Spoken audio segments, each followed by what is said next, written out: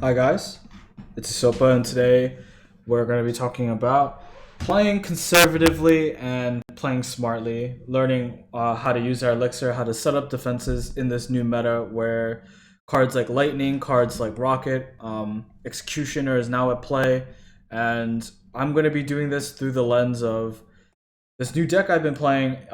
It's a minor lightning musketeer mega minion. It's a lot of lightning target deck, and the strength of this deck is definitely its like positioning, how where you can place your cards, its strength in its pushes and in its counter pushes especially.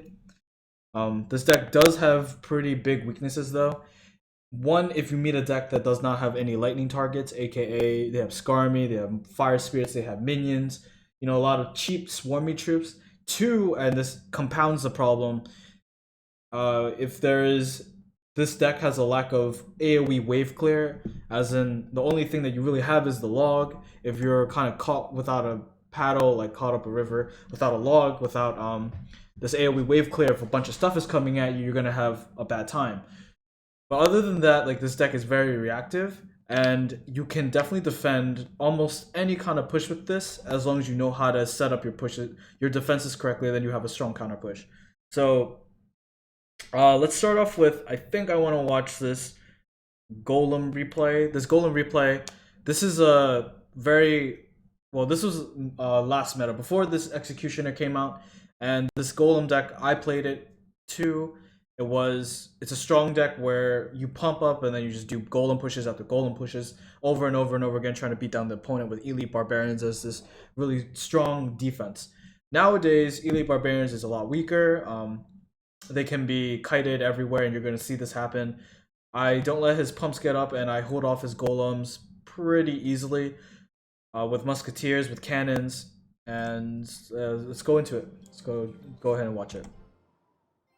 If there's anything that's interesting that comes up, I will be what's that? Printing and going into paint and just trying to show you guys what I'm thinking about when we're going through the game. So in a hand like this, what I've been starting to do recently is instead of just dropping a card, like unless it's a good hand and I know that I don't really care of whatever the opponent's going to do, then I'll like wait just a little bit to see what if they put something, because in these kind of decks, in these minor chippy decks, it's really important to get the upper hand early on and put on the pressure. So you're gonna see me wait a little bit. He plays pump. I immediately will react with minor lightning or minor or just lightning. Um, Something cheeky that you can do here is I can send out the minor like this, hit it to a tower in the same way you would be playing minor poison, right? You send it to the tower and then you poison the pump. You can also do it with lightning too. You send out the minor, you wait for them to play something, then you lightning. This could catch things like a musketeer, a mega minion. You don't like. You don't know, or you can just play it safely and just lightning. I believe I just lightning here, and I keep the minor in my hand.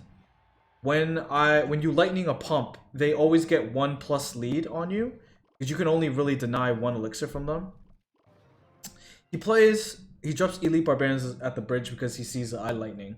Now I don't have lightning to stop elite barbs. Well, my hands, I'm running guards and musketeer. I just put damage on this tower. So what I'm going to do is drop guards, and then I'm going to drop musketeer into the left lane.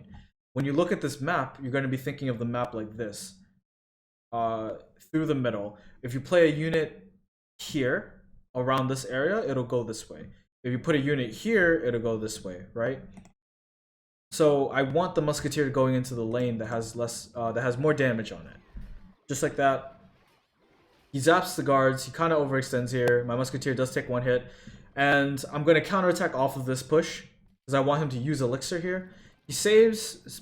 He logs both of them out, but the detriment of that, yeah, he gets damage on the musketeer, but now the log, the musketeer actually got one hit on the tower. I get a lot of damage.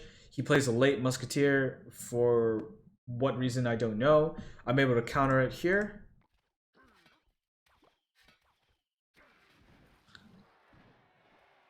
I dropped the Mega Minion 2 to force another response out because I know he's back at his pump, and I know that he doesn't want to use Elixir from here on out. I get to play an ice golem off of the mega minion. Now I'm waiting.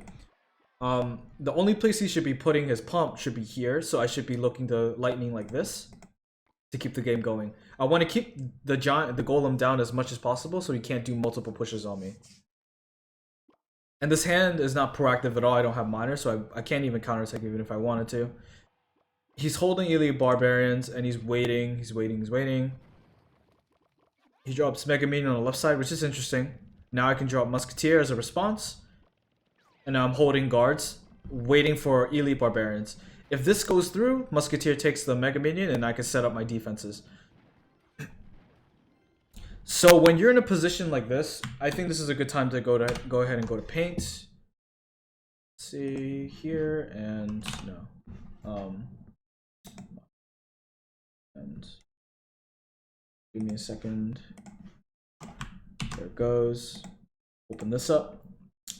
Just want to make sure this is on. Yeah, okay, you guys can see it. So when you're in this position as like the minor player, you just lightninged you lightninged a pump. Wait, did he even play a pump? I believe he lightninged. Or yeah. I lightninged over here, right? So I lightning. He plays Mega Minion over here. The Mega Minion walks up. I play Musketeer. Musketeer is better at staggering. It's a better defense than Mega Minion.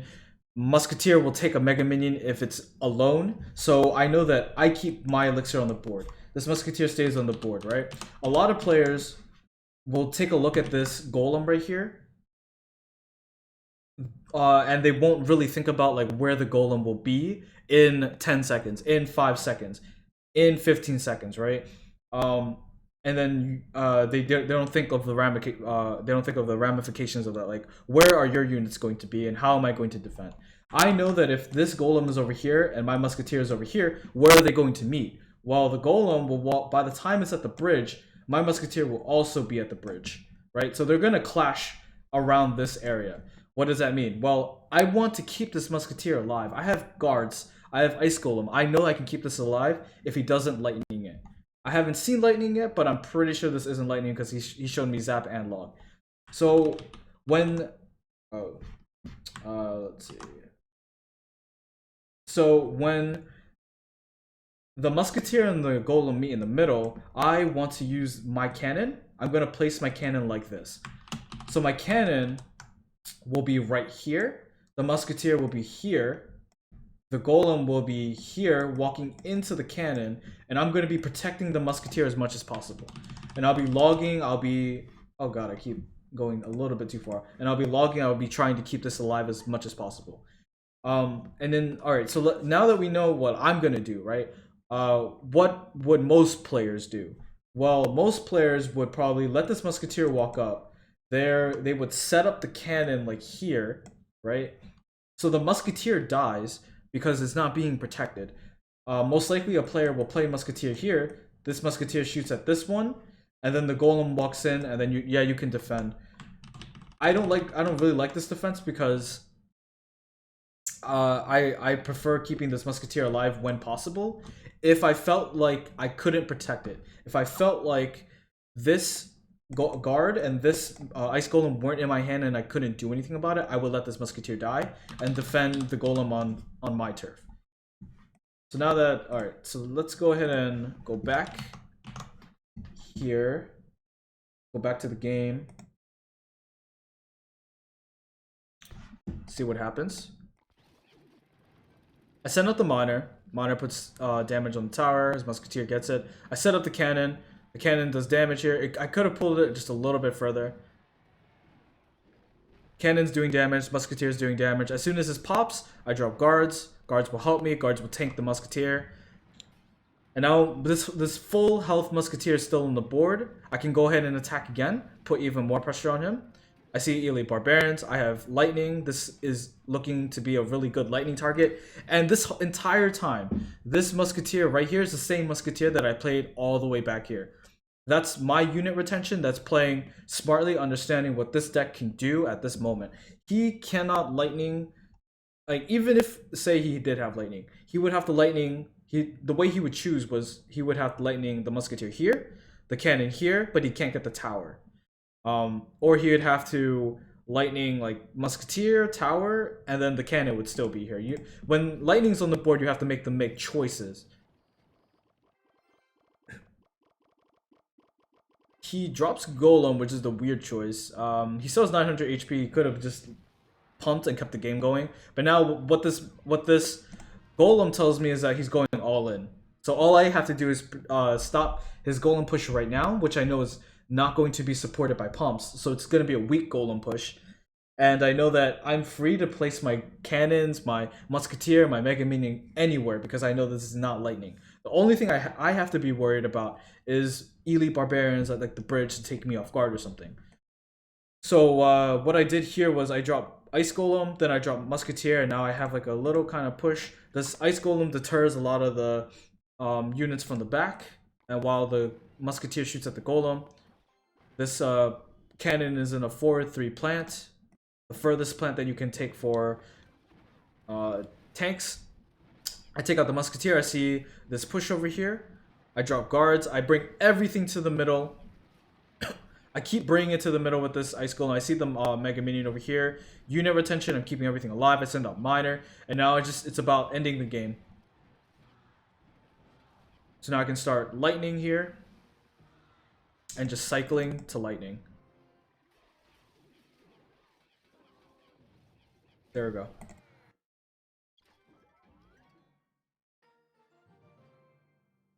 Alright, so let's take a look at a more meta deck right now. Here is a giant. This is a Lava Hound game. Actually, this game was really close, but I don't really think it's worth watching too much. But so I want to highlight this meta deck right here. This is a giant Prince, Musketeer, Lightning, Furnace, like triple spell executioner deck, and I think this is definitely a meta matchup right here.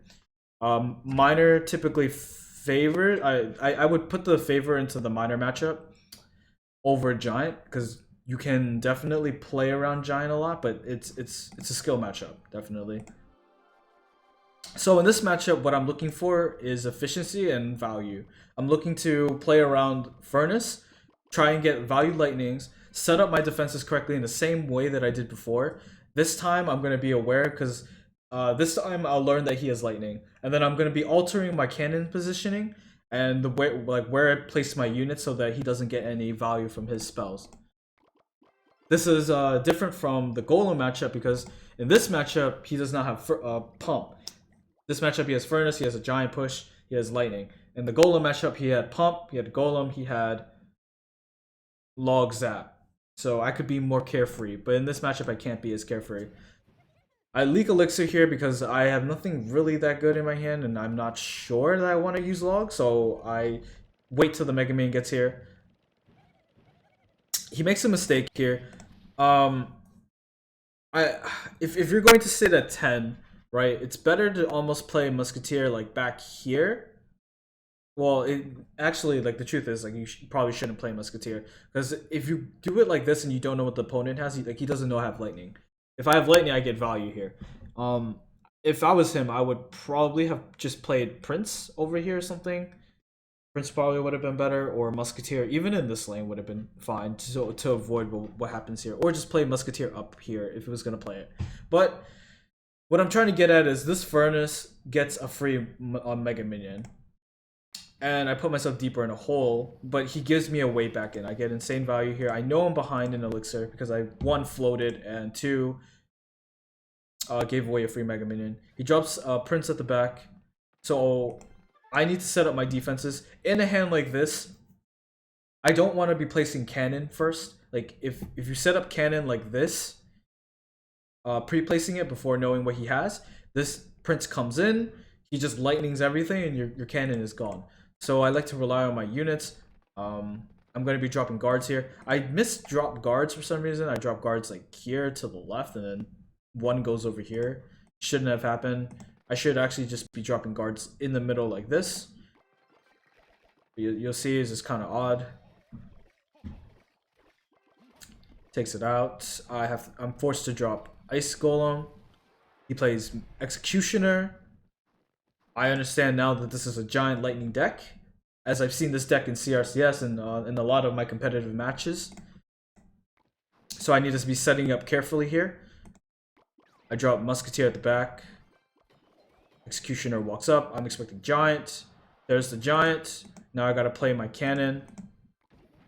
The cannon is in the 4-3 plant. He can lightning all of this, which sucks, but I kind of have to take it because I'm in that kind of position. And I don't have enough elixir to really reset all my defenses. But I am able to drop Mega Minion on top of the Executioner. And I minimize my damage, but I take a lot of hit to my elixir.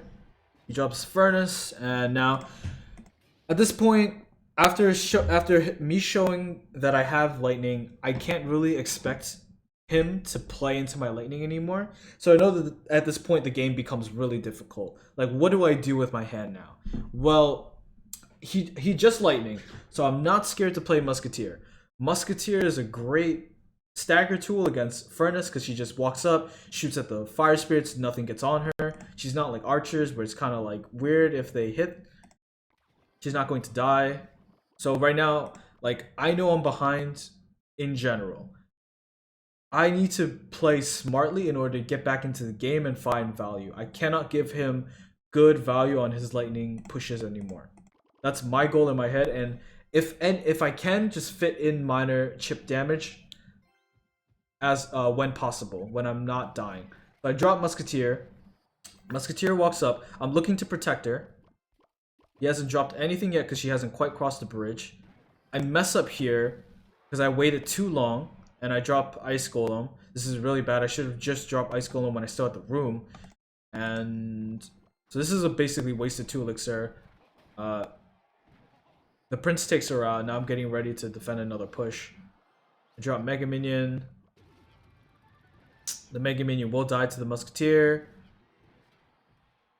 And now in this position is going to be kind of hard. See, like, so I start adjusting to his play. I do give up a Mega Minion, which sucks, but I'm going to have to play around that. I play a high cannon because I don't want him to, like, he can lightning this. He can actually lightning this. The cannon could just be played one more tile. But if he lightnings like this, then I know that I can play a unit here. If you play a unit like this is not, like, lightning is not that big. So that's what this cannon does. I see fire spirits coming, so I'm going to be logging this all back. And then I'm going to be dropping Musketeer in this pocket. I'm playing in an unlightningable pocket. If he lightnings here like this, then he cannot lightning like this, and the giant, like, either way the giant push is neutralized. If I played cannon in 3-4 position again, in 4-3 position again. If I played it like this, then I played Musketeer, he would lightning all of that, like before. My Musketeer takes out his Musketeer. The Musketeer has enough range to shoot. This giant gets taken out. He can lightning this here. I'm surprised he doesn't. He just drops Furnace. That's okay. I see value here. I see Furnace. I see Executioner. I can lightning all of this. 1, 2, 3. He does play Musketeer 2. I'm getting ready for another push that's coming toward me. Again, if you want to be setting up your pushes right, the way you want to be thinking about the Ice Golem is the Ice Golem buys you time for your defensive building, for your other units to kill off the tank. That's what the Ice Golem is there for, on defense, right? It's really strong. So I'm going to be dropping Cannon. I know he cannot lightning me right now. He just played a Musketeer, he played Giant, he played Executioner. If you keep track of Elixir Cycle, there's no way he can do it at the moment. So I'm probably going to be playing, let's see.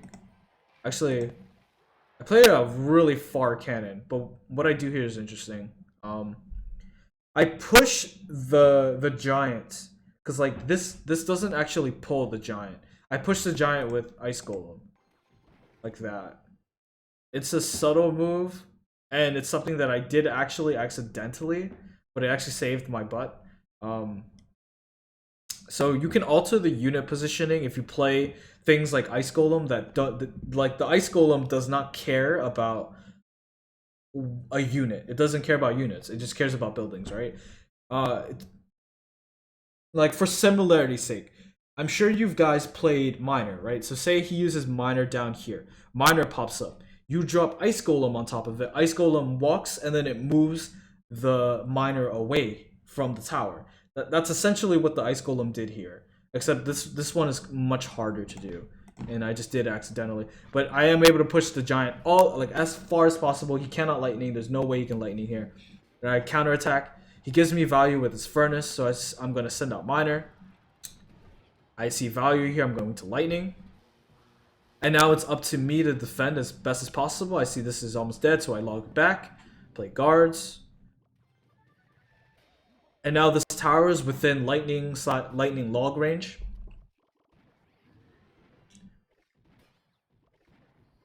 I'm gonna drop cannon. Gonna kill off the musketeer. I'm a little bit late. The musketeer is shooting at the cannon. I'm guessing he's going to lightning here. So I'm playing the musketeer away from the lightning. He hits both of them too, but doesn't matter. Send out the miner. I know that lightning does around 3, 5, 6 at tournament level, so I have to get one hit with this miner. Then I can lightning. Finish off the game. So I'm playing very safely. I'm playing conservatively. I'm altering my game plan as the game goes on. And I'm making and I'm setting up my defenses correctly, like as my cards allow me to. I'm not taking very big risks, and I'm trying to limit that as much as possible. And I think that's how you should be playing these like games in general. This is the deck. One more time, it was created by a close friend of mine, Adam. He's a beastly player, insanely strong. You guys might know him as Zed from a lot of other videos. He just came back to Clash Royale and is going to probably stomp everybody. It's going to be great. As I said before, this deck does have weaknesses and strengths. This deck is weak to decks that do not have lightning targets, aka stuff like Spellbait. But it's strong against tank decks, other minor decks, essentially. And this deck relies on a lot of like being able to capitalize on opponent's mistakes and being aggressive on counter pushes and when you can. This deck doesn't take very many risks, and I like that. So try it out if you want. I showed you 2 tank replays. I guess there are more replays I could show you where, let's see. I played some cycle decks like this, but it really just comes down to your ability to make positive trades in games and using your spells correctly. If you don't use your spells correctly, you'll probably falter with this deck. All right. Thank you for watching, and if you want to see more, comment, like below, subscribe. Thank you guys, and I'll see you next time.